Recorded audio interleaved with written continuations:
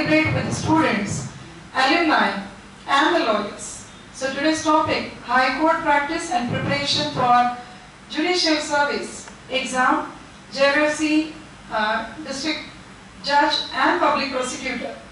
Yes, the topic is of great importance, it is of immense importance to our students and also for those who are pursuing a career in the judicial or the prosecutorial services. The legal profession today, all of us know, it is not only a demand and it doesn't require merely the knowledge of law, but also the clarity of thought, ethical grounding and a deep commitment to justice. So yes, it's a matter of great pride for all of us that Justice Deshmukh sir, who is an illustrious alumnus of our college and who is known for his humility and inspiring journey in the legal profession. Actually everyone knows about him, but as a formality, and many times I feel that it's very important for all of us to know the background of all the eminent personalities, because that serves as an inspiration to all of us. Sir, native of Kodoli, Satara, he has excelled in academics throughout his education, ranking in the Shivaji University in his LLB course, merit list, and even completed the LLM from New Law College, Pune. Sir started civil and criminal practice at Satara Bar in 1993 and got selected from the bar directly as a district judge in 2008. Since then, Sir has served in key judicial roles across Maharashtra, with the first posting at Parvani, then at distinct places, even in the role of Special Judge, Maharashtra Control of Organized Crimes and NIA at City Civil Court, Bombay, then at Darwa at District Yavatmal and Gadinges, District Kolhapur. During 2017 to 2021, Sir has served as a Principal District and Session Judge at Bhandara and Pune. Sir has also served as a Secretary and Senior Legal Advisor to the Government of Maharashtra, Law and Judiciary Department, Mantralaya. किती वेळ बसलाय तुम्ही? अर्धा तास झाला. आपल्याकडे एकच तास आहे क्वालिटी टाइम. सफिशियंट आहे का नाही तेवढा? मोर दॅन सफिशियंट आहे. तर आपल्याकडे विषय मात्र दोन आहेत महत्त्वाचे. तर कोल्हापूरला हायकोर्ट होते आणि दुसऱ्या बाजूला आपण जेबीसी डीजे आणि एटीपीच्या परीक्षेची तयारी असं पण बोलणार आहे. तर हे जे यश मिळवायचं आहे, ज्याने हात वर केला त्यांना किंवा हे यश मिळवण्यामध्ये what is the topmost thing की ज्याच्यामुळे तुम्हाला यश मिळणार? What is that source? Can you tell me? Hard work. आणि कसं बोलायचं? इतकं स्पष्ट बोलायचं की विचारावंच नाही लागलं पाहिजे किंवा म्हणावं लागलं नाही पाहिजे. That is kind of time management. Time save होतो.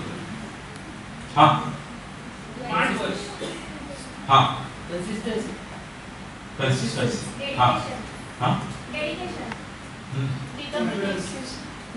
Determination. Positive approach.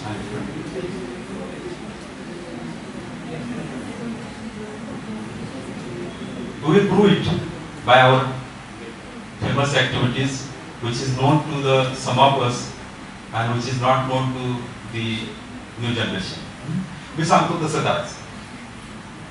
हनवटीवर हात ठेवा. प्रत्येकाने हनवटीवर हात ठेवा. गालावर हात ठेवा. कपाळावर हात ठेवा. कोणाला माझ्यावर कपाळ आहे का?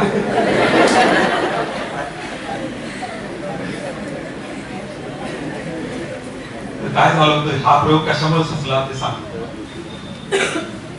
इथं माझा मुलगा बसलेला आहे आणि तो पहिलीत होता आणि हातीखाना शाळेमध्ये होता. वकिलाचा मुलगा. त्याला कुणाचा विचारलं की तो म्हणायचा वकिलाचा मुलगा. वकिलाचाच होता. आणि एक दिवस त्यानं आम्हाला सांगितलं की म्हणला उद्या सूर्यनमस्काराच्या स्पर्धा आहेत, आपण जिंकणार आहे म्हणला. पहिली तर पोरगे कशाचं जिंकते? कधी सूर्यनमस्कार पण मारलं. म्हणजे येतात का मारा? येतात. म्हणजे मारा दाखव. उद्या दाखवतो. उद्या बघा. आम्हाला म्हणला पहाटे 5ला मला उठवायचं. 5:30 पर्यंत माझी आंघोळ होईल. 5:45 तिथं पोहोचणार आहे मी. स्पर्धा आमच्या 5:45 सुरू होणार आहे. आम्ही बरं झालो. पहाटेचं नेहमीप्रमाणे आम्ही उठलो आणि 6:30 पावणे 7ला त्याला उठवलंच नाही आम्ही. म्हटलं कुठल्या स्पर्धा जिंकते आणि जाऊन मध्ये कशाला उठवावं. 6:30 पावणे 7 उठल्यानंतर त्यानं घड्याळाकडे बघितलं, चिडला भयंकर. म्हणला का उठवलं नाही मला. आणि बाहेर दगडचे होते ते घरापुढचे घेतले, घराच्या दरवाजावर बाकी गाडी होती आमची त्याच्यावर लागला थ्रो करायला. होते बंधू म्हणले त्याला नुसता गाडी बसवून घेऊन आणला शाळेत. तरी म्हणला हा थांबत 2 मिनिटं घेऊन जातो. आणि म्हणलं आता स्पर्धा पण झालेलेच असते. 9च्या दरम्यान किती सूर्यनमस्कार मारले असतील पहिलीतल्या मुलांनी. ज्यांना माहित आहे त्यांनी नका सांगू किती मारले असतील पहिलीतल्या मुलांना सूर्यनमस्कार. किती मारले असतील. 34चा मुलगा 80 वर लोळला, थांबला, दमला नाही. 80 झालं की थांबला. त्याने 101 सूर्यनमस्कार मारल्यानंतर त्याच्या बाई म्हणल्या, बाळा तू थांब, तुझा पहिला नंबर पूर्ण शाळेत आलेला आहे. जर तुला काय झालं तर तू आहेस वकिलाचा मुलगा. ही दर्शन असते बरं का, बेनिफिट असतात ध्यानात ठेवायचे. तुम्हाला इनविजिबल बेनिफिट भरपूर असतात, माहीत नसतात, मिळतात ते. मग मी त्याला विचारलं, म्हणलं कधी सूर्यनमस्कार मारले नाही. आम्ही व्यायाम कर म्हणलं तर आमच्या बरोबर केला नाही. कसा काय पहिला नंबर तू काढला. मला कशाला मारायला पाहिजे, तुम्ही मारता ते बघतो की. आणि आत्ताचं जे उदाहरण आहे ना ते त्यातनं सुचलं. आता मी तुम्हाला काय म्हणलो होतो, मी सांगतो तसं करा. मी म्हणलो होतो का मी करतो तसं करा. तुम्ही काय म्हणला, सांगा काय हो, आम्हाला ऐकायची सवयच नाही. तुम्ही करताय ना मग तसं करतो. मी म्हणलं ना कपाळावर ठेवा, आणि ठेवलं मी डोक्यावर. तुम्ही काय म्हणला, डोक्यावर ठेवलं म्हणजे काम झालं, डोकं चालवायचं नाही. Presence of mind is the crux of success. Highest crux, highest basis. होतं का प्रेझेन्स ऑफ माइंड तुमचं? ज्ञानेंद्रियाचं नव्हतं. तर ध्यानात ठेवायचं की प्रेझेन्स ऑफ माइंड काय एकदम असे इझी मध्ये सिक्युअर करता येणार नाही. त्याला हळूहळू झटके खात सवया लागत लागत लागत लागत. तर आता पहिलं उत्तर झालं प्रेझेन्स ऑफ माइंड. आता दुसरं जे उत्तर आहे ते तुम्ही सांगा की कशामुळं ग्रेटेस्ट ऑफ ऑल सक्सेस आपल्याला मिळू शकतं. Greatest of all success, what is the prime source of success, topmost source of success?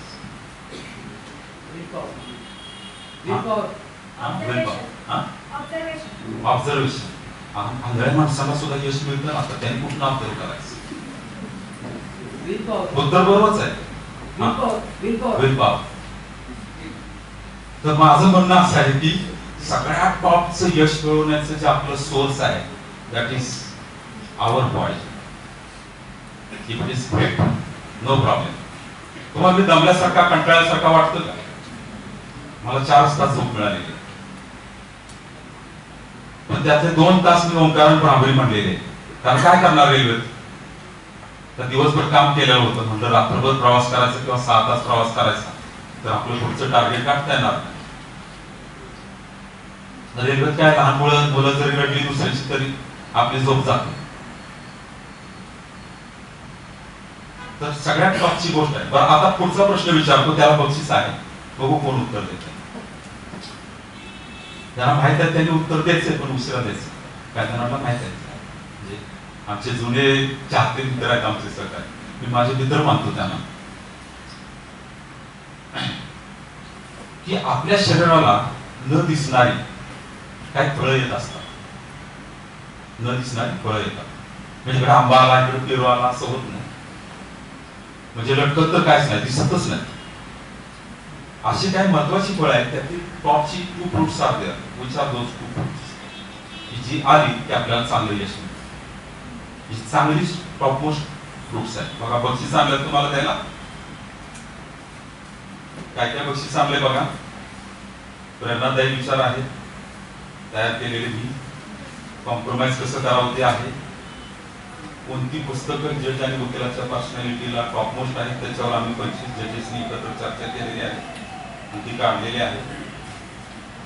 आणि कोटेशन्स ऑफ लॉ, मला वाटतं मी याचं एक दिलेली असं कॉलेजला, नसेल तर मी पुढच्या वेळेस आणून देईल. कोटेशन्स ऑफ लॉ आहेत ना, हे आर्ग्युमेंटला पण उपयोगात येतात, वकिलीला पण उपयोगात येतात, जजच्या परीक्षेला, डेप्युटीच्या परीक्षेला उपयोगात येतात. आणि वकील म्हणून थिंकिंग करताना, प्रॉब्लेम टॅकलिंग करताना उपयोगात येतात अशी 10 कोटेशन्स ऑफ लॉ आहेत. ही बक्षीस आहेत. अशी कोणती फळं येतात शरीराला की जी दिसत नाही, पण ती टॉपमोस्ट फळ आहे, ती जर चांगली ज्याच्या शरीराला येतील ही विल सक्सीड. आरोग्य नाही, फळ आरोग्य ही संकल्पना आहे आपली. काय म्हणून आपण त्याला डिसिप्लिन. जवळ आली तू उत्तर. हा चुका करायला परवानगी आहे. यात लिहिले बघा, बक्षिसाच्या सुरुवातीलाच केले. चुका करायला शेवटी गेले, चुका करायला परवानगी आहे. माझ्या घरीच लावले चुका करायला परवानगी आहे. 4 दिवसानंतर घरातले म्हणले आम्हाला वाटलं आमच्यासाठी गेले, आता प्रत्यक्षात मात्र हे तुम्ही तुमच्यासाठीच गेले. चुकला नाही, रडला नाही, पडला नाही असा माणूस आहे का?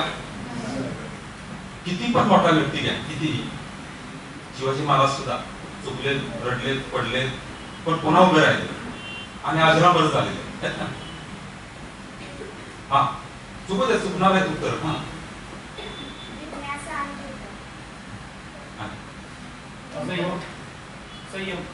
संयम. हा प्रॉडक्ट ऑफ द बॉडी आहे. Product of the body.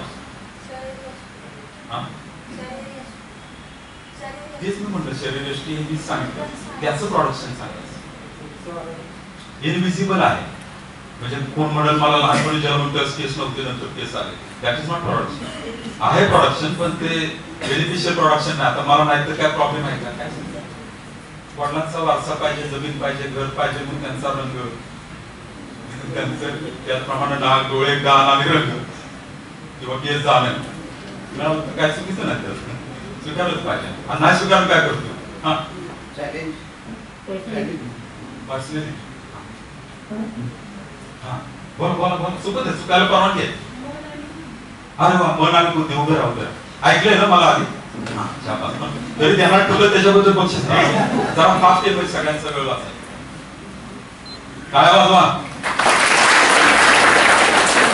तुला बक्षीस कुठलं पाहिजे ते लास्ट इयरचे स्टुडंट का? कोटेशन. तुझं नाव सांग ना. निकिता कुलकर्णी. शी फर्स्ट इयरची स्टुडंट का? 11th first year. हा म्हणजे 11th. असं विचारलं तर कित्येकांना सांगता येत ना आता दिलेलं उत्तर काय होतं. लक्ष द्यायचं नाही, शपथच घेतलेली. माझे सर आले ते माझ्या काय घटक आहेत, पण हे दोन आपण for the time being we have selected this 2 important fruits gears to our body. आता याचं काय असतं, याचं प्रमाण कमी असतं, जास्त असतं. ज्याचं जास्त होईल बुद्धी आणि मन चांगलं स्ट्रॉंग होईल. कसं पाहिजे शरीर? मन कसं पाहिजे? ताण पचवणार. शरीर कसं पाहिजे? विष पचवणार. आणि बुद्धी कशी पाहिजे? सुटकीसरशी प्रश्न सोडवणारी. पण काय प्रश्न असे असतात की सुटकीसरशी सुटत नाही. म्हणजे चांगलं मन आणि चांगली बुद्धी कशाला तयार होते, त्याच्याकडे आपण जाऊया आणि मग आपण क्वेश्चन आन्सर करूया. मग तुमचं काय काय कमी होईल का? किंवा दात वाकडा झाला, डोळा खालचा वर झाला, किंवा ओटच गायब झाला, असं काय होणार नाही. किंवा भोयाची केसच गळून पडली, साजेबात काय होणार नाही. तर तुम्ही काय करायचं? माझ्याकडे इकडे तोंड करायचं. सर मॅडम उद्या बसतात नाही, तोपर्यंत उत्तर शोधायचं की ह्यांना सगळ्या टॉपमोस्टची गरज कशाची आहे. ते उत्तर आहे, त्याच्यामुळे जास्त शक्ती आणि बुद्धी वाढणार. तुम्ही पण शोधायची उत्तर आणि तुम्हाला लवकर सुचली पाहिजेत, कारण तुम्हाला त्याची टायर नेसेसिटी निर्माण होणार. सुरू 1 2 3 उड्या मारायच्या. दंदानादन दंदानादन. मर्दानी उडी, पैलवानी उडी, दान दान दान दान. कोण जास्त उडीवर उंच उडी मारते बघू. हा सुरू दंदानादन दंदानादन. बघा मी त्यांचं हसणं बंद केलंय. चला दंदानादन दंदानादन. तुम्ही उड्या मारा, तुम्हाला डिस्टर्ब होणार म्हणून त्यांचं मी हसणं बंद केलंय. दंदानादन. और जोर से और जोर से और जोर से और जोर से. दान दान दान दान. थांबायला कोण सांगितलं? मी सांगाल का कुणी उत्तर? ज्यांना माहित नाही त्यांनी सांगा. म्हणजे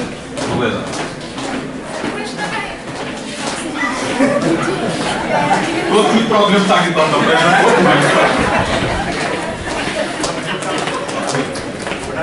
आता काय करायची? हात ठेवायचा आपल्या हृदयावर. कोण सांगतं उत्तर? हा उत्तराच्या जवळ आलाय. तुम्हाला काय सुचतंय, काय मागताय ते? हे काय मागताय? हा, ऐकलं होतं तुम्ही? बरं, न ऐकलेल्या पैकी कुणी उत्तर दिलं ऑक्सिजन? कुठं दिलं उत्तर? पण त्यांच्या आधी दिलं का त्यांचं ऐकून दिलं? प्रामाणिक. हा, मग तुला बक्षीस द्यायचं. त्यांचं सगळ्यात आधी थांबली ना. तुझं नाव सांग. रुपाली चव्हाण. तुझं अभिनंदन. आता तुम्हाला सगळ्यांनाच बक्षीस देणार आहे ना, तर तुम्ही म्हणाल हे काय डिस्क्रिमिनेशन? त्याचं 100% लंग तो वापरतो. आणि आपलं जे लंग आहे ना एवढं साईज आहे, तर त्यातला आपण 25%च वापरतो. आता ह्याने उड्या मारल्या तर तुमचं लंग किती टक्के वापरलं गेलं सांगा बरं? किती टक्के वापरलं गेलं? थोडं संभाव वाटलं ना. मग किती टक्के वापरलं गेलं? 100% वापरलं गेलं. आता प्रेझेन्स ऑफ माइंड आहे तिथे. झटका बसला ना, अपमान फळ मिळालं, मेंदू मध्ये हात जाऊन घुसला. आता ते परत अपमान काय सहन करायचं, बरोबर आहे ना? तर हे लंग आहे ना, हे आपण 25% वापरतो. हे जर सकाळी आपण अर्धा तास, 1 तास, 15 मिनिटं, त्याच्यापेक्षा जास्त काळ जर वापरलं,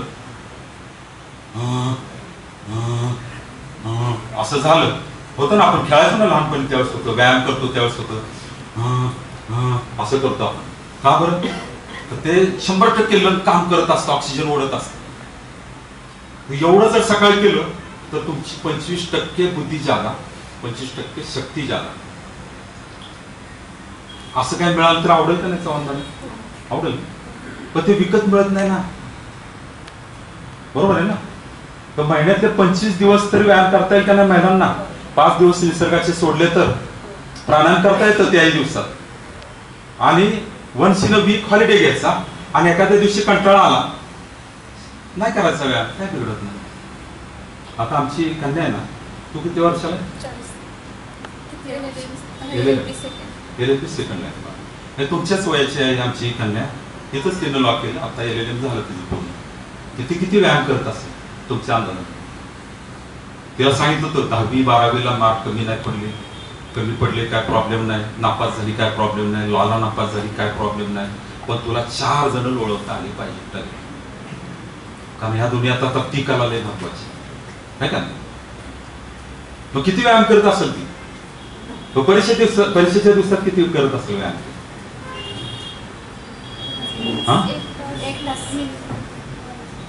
एक तास. ऑलिम्पिकला नाव केलं असतं ना तिनं, आपल्या सातारचं, आमचं, तुमचं, सगळ्यांचं. 15 मिनिटात जर तुम्हाला टाइम मॅनेजमेंट करता येत नसेल, किती जण व्यायाम करतात सांगा बरं? हात वर करा प्रामाणिकपणे. पूर्वीचा नाही सांगायचा, आता करतो त्यातले बघा 10% सुद्धा इथं नाहीत असे की जे व्यायाम करतात. माझे वडील नेहमी म्हणायचे, तुझा विद्यापीठात नंबर आला ना, तू हुशार नाहीस, तुझे स्पर्धक दुबळे होते. आता तुम्ही हात वर केल्यानंतर तुमच्या लक्षात आलं असेल की किती स्पर्धक दुबळे आहेत आपल्या बरोबर, व्यायाम पण करत नाहीत. 15 मिनिटं मला वेळ नसतो. आमच्याकडे एक मुलगी होती, बाई होती. तुम्ही सांगितल्याप्रमाणे नवरा आणि मुलगा आता स्वयंपाक करायला शिकले. एक दोन्ही करतो, एक भांडी करतो. आता माझा ताण वाचलेला आहे म्हणजे पुन्हा मी इथं आली की ते म्हणणार आता तुला कुठं वेळ आहे की? तशीच बरी आहे म्हणजे.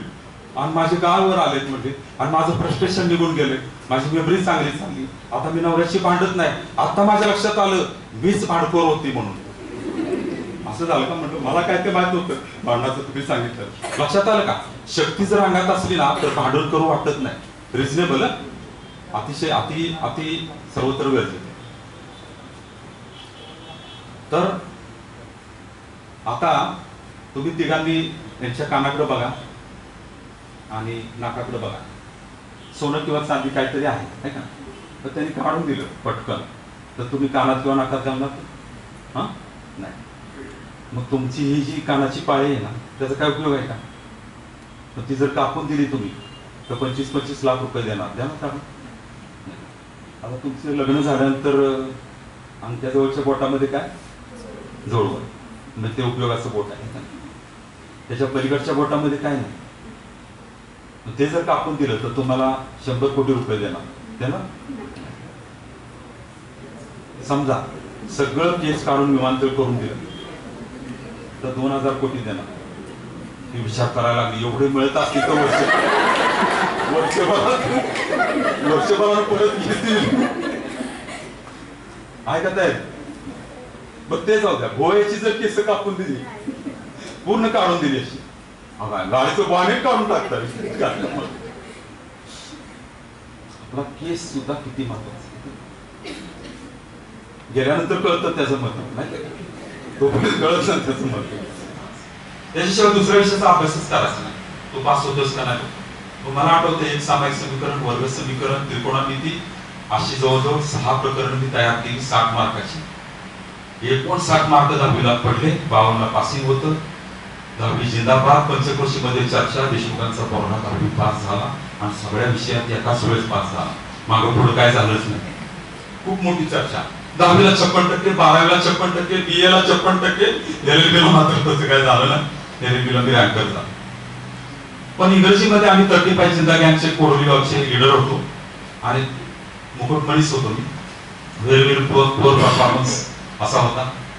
पण त्याच्यावर मी कशी मात केली ते मी एका लेखामध्ये लिहिलं. ते मॅडमकडे मी पाठवून देतो की इंग्रजीमध्ये कसं इम्प्रूव्हमेंट करायचं स्वतःला, हळूहळू कसं ब्रिक बाय ब्रिक ज्यांनी आतोडा घ्यायचा आणि आपण आपल्याला कसं घडवायचं ते त्यात लिहिलेलं आहे. ते तुम्ही जर फॉलो केलं, 10-12 वेळा तो लेख वाचला आणि हे मी करतो, हे मी करत नाही असं जर लिहून त्याच्यावर जे करत नाही त्याच्यावर ऍक्शन मोडला गेला तर तुम्ही नक्कीच इंग्रजीमध्ये मात करू शकाल. स्वतः मी केलेले ते प्रयोग आहेत आणि मी माझ्या स्टाफवर पण ते प्रयोग केले.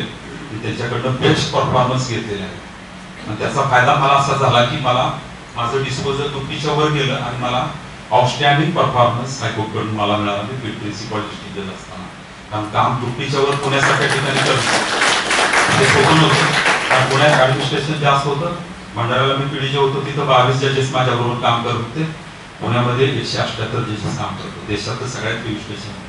तिथं सुद्धा आम्ही इंग्रजीचा हा प्रयोग केला.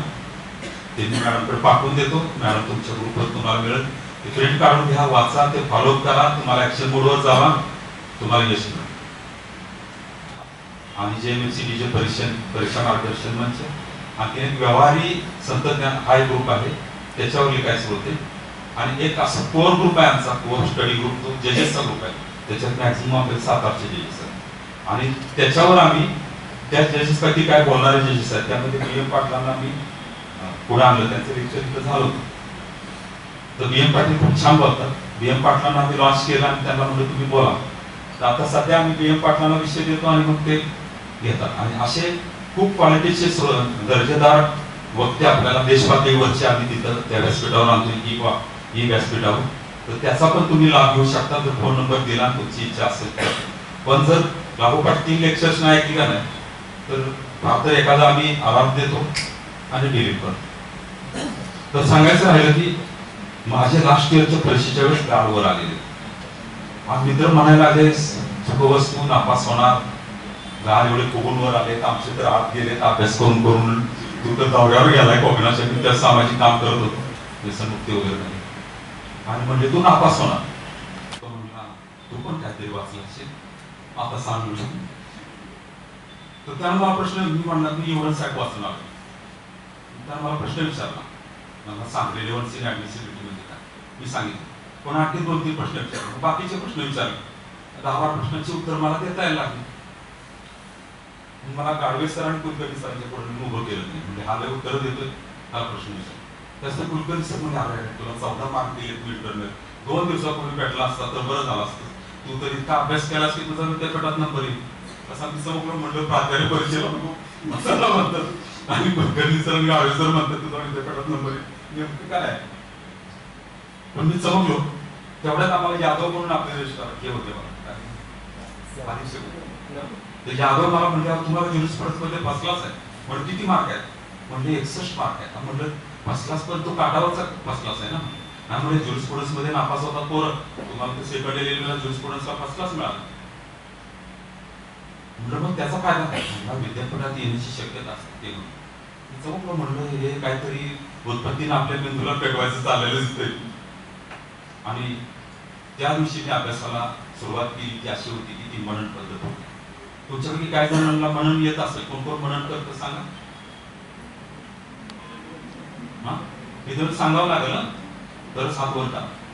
कसं मनन करता हे आपण इतर सांगा, कसं करतात मनन? आणि वाचन केल्यानंतर आठवायचं आणि त्याच्यानंतर लिहून काढायचं. माझी किती लेक्चर्स ऐकली जरा सांग सगळ्यांना प्रामाणिकपणे. तिसरं आहे. हा, खूप सिन्सिअरली ही मुलगी लेक्चर्स ऐकते, तिला जज व्हायची तयारी करायची आहे आणि ती रिप्रोड्यूस करू शकली म्हणून तिला बक्षीस. यासाठी टाळ्या वाजवा. आणि if yes, what is that, आणि if no, then no problem. आहे का लॉन्च स्टॅट्यूट मध्ये काय फरक आहे का? चुकू द्या, चुका करायला परवानगी आहे ना. माझं बक्षिसाचंच नाव आहे, चुका करायला परवानगी आहे, बक्षिसाचंच लिहिलं आहे. बरोबर ना? सुकन्या तुला मिळालं ना बक्षीस? ते सुकन्या, सुकन्या नाही काय तुला बक्षीस मध्ये दिले ना? ते काय मिळालं ते? हा,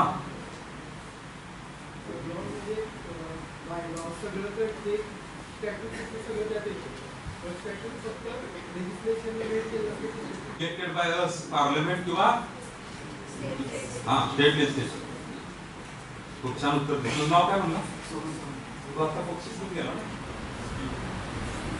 constitution and justice, what will prevail?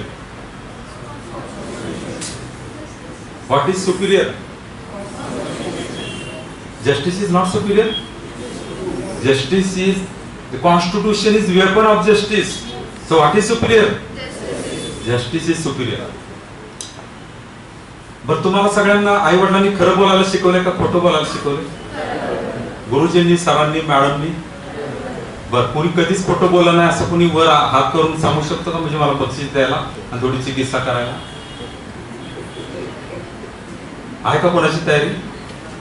पण मी एक जजमेंट दिलं, कारण तुम्ही पाठवलंय judgement. In case of conflict between truth and justice, मी त्याच्यामध्ये असं लिहिलंय, त्या महिलेला खोटं बोलावं लागलं. तिला नोकरीसाठी ती नोकरी होती आणि तिला कॉम्पेलिंग सिच्युएशन मध्ये ते खोटं बोलावं लागलं, म्हणून ते जजमेंट मला द्यावं लागलं की ती जरी खोटं बोललेली असली तरी तिला न्यायासाठी ते खोटं बोलावं लागलेलं आहे. आणि if there is conflict between justice and truth and justice will prevail, असं मी एक जजमेंट दिलं. When there is no law, काय करायचं? हा,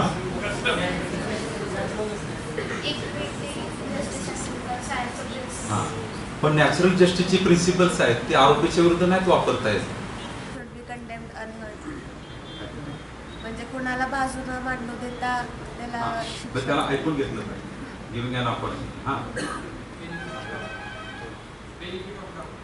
बेनिफिट ऑफ डाऊट हे प्रिन्सिपल आहे ट्रायल ह्याचं, आपल्या एंटरटेनमेंट ऑफ द ॲक्युज आणि accused is presumed to be innocent, हे पण प्रिन्सिपल आहे.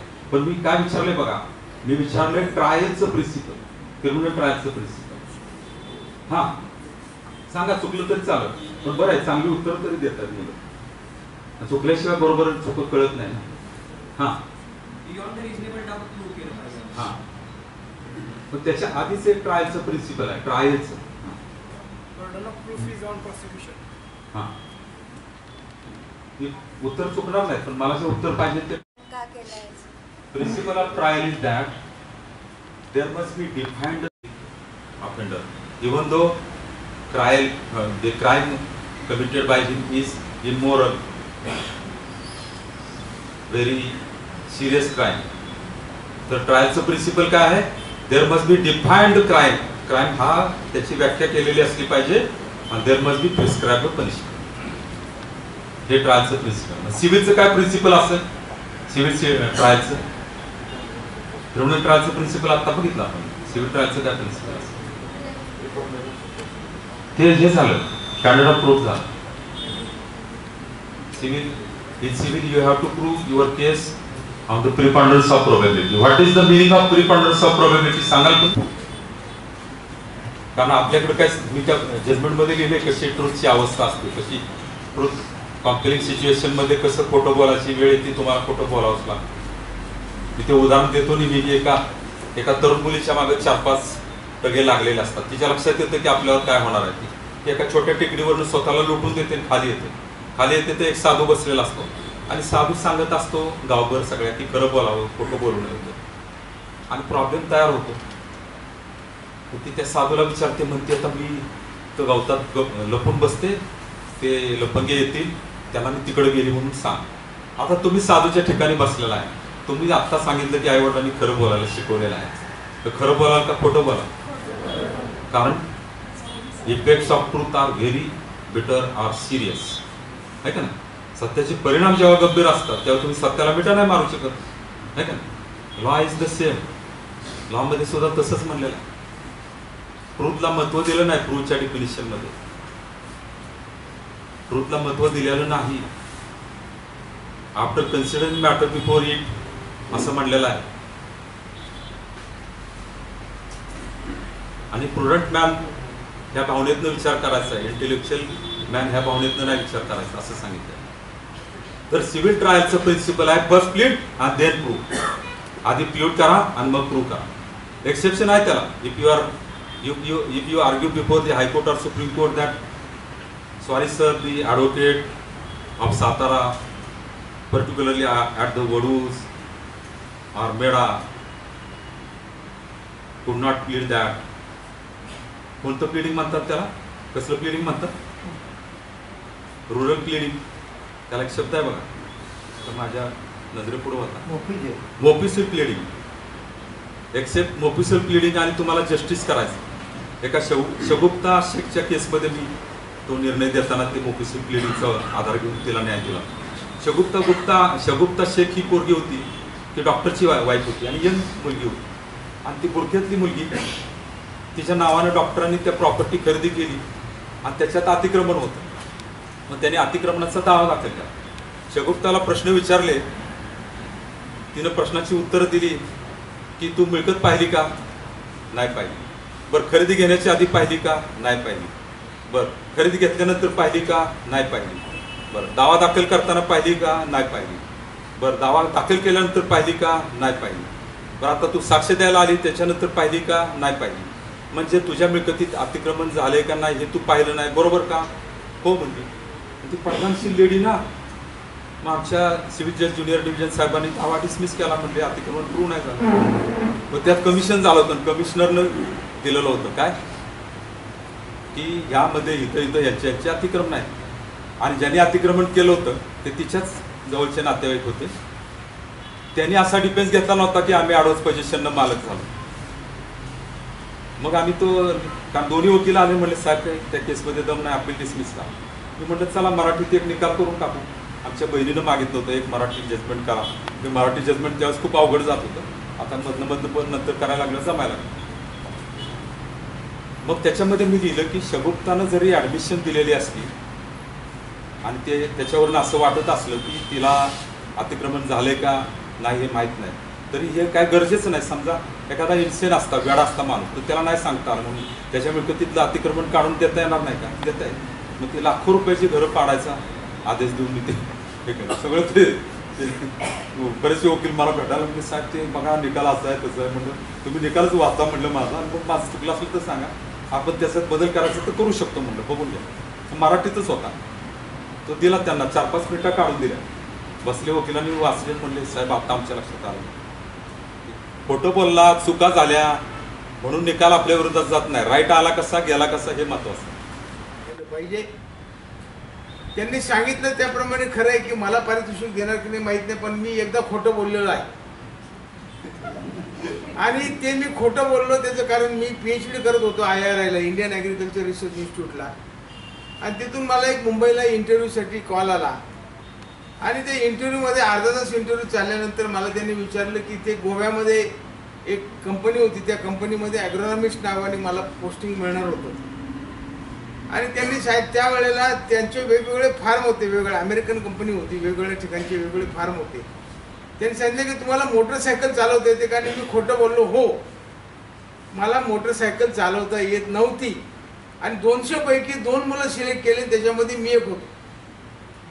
आणि मी 1.5 वर्ष नोकरी केली गोव्याला. त्यावेळेला मी खोटं बोललो. त्यानंतर मला माझ्या मित्रांनी मोटरसायकल शिकवली.